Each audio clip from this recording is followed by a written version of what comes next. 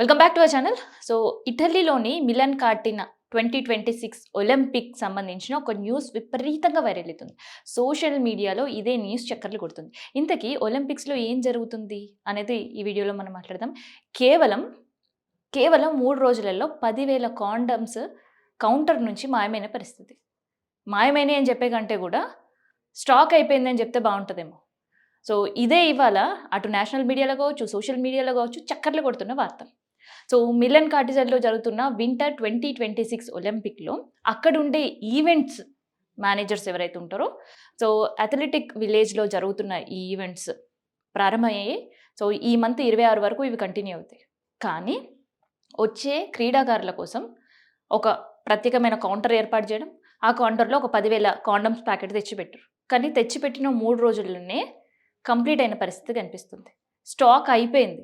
So, మళ్ళీ అక్కడ గందరగోళ పరిస్థితులు నెలకొంటాయని చెప్పి, ఆ ఈవెంట్ మేనేజర్‌లెళ్లి మళ్ళీ కొద్ది రోజుల్లోనే అంటిల్ ఈ క్రీడా కార్యక్రమాలన్నీ ఒలింపిక్స్ అన్నీ కూడా కంప్లీట్ అయ్యే వరకు అందుబాటులో పెట్టే బాధ్యత మాది అని తీసుకున్న తర్వాత అక్కడ గందరగోళ పరిస్థితి నుంచి ఈవెంట్ మేనేజర్‌లు బయటపడాల్సొచ్చింది. సో, ఇదే వార్త చక్కర్లు కొడుతుంది. ఇంతకీ ఒలింపిక్ 2026కి కాండమ్ ప్యాకెట్స్‌కి ఏం సంబంధం? ఇది ఎప్పటి నుంచి స్టార్ట్ అయింది అని ఆలోచిస్తున్నారు కదా! ఎక్కువ ఆలోచించకండి.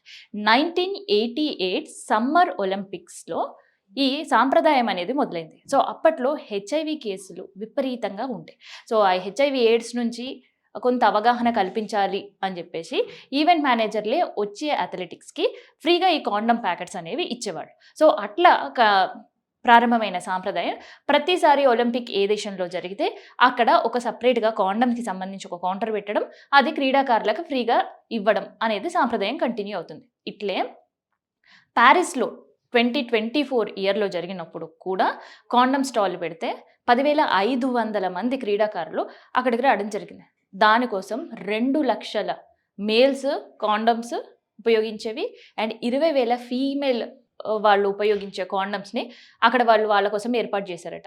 సో, అట్లా ప్రతిసారి ఒలింపిక్‌లో ఈ కాండమ్ కోసం ఒక సెపరేట్ స్టాల్ పెట్టడం, వచ్చిన క్రీడాకారులకి ఉచితంగా ఇవ్వడం అనేది మ్యాండేటరీగా చేసుకున్నారు. సో, అట్లే వింటర్ 2026 ఒలింపిక్‌లో పెట్టిన కౌంటరు కేవలం 3 రోజుల్లో 10,000 కాండమ్ ప్యాకెట్లు కంప్లీట్ అవ్వడం, ఆ స్టాక్ అయిపోవడం, మళ్ళీ స్టాక్ తెప్పిస్తామని చెప్పడం ఇదంతా న్యూస్ ఒక గందరగోళంగా మారిందనమాట. ఇదే సోషల్ మీడియాలో ఇప్పుడు చక్కర్లు కొట్టే పరిస్థితి కనిపిస్తుంది. అయితే ఇక్కడ ఈ వింటర్ అథ్లెటిక్ విలేజ్‌లో కేవలం 2,500 మంది మాత్రమే ఉండడం, దానికి మించి కాండమ్ వినియోగం తొందరగా అవ్వడం అనేదే చర్చకి తెరలేపుతుంది.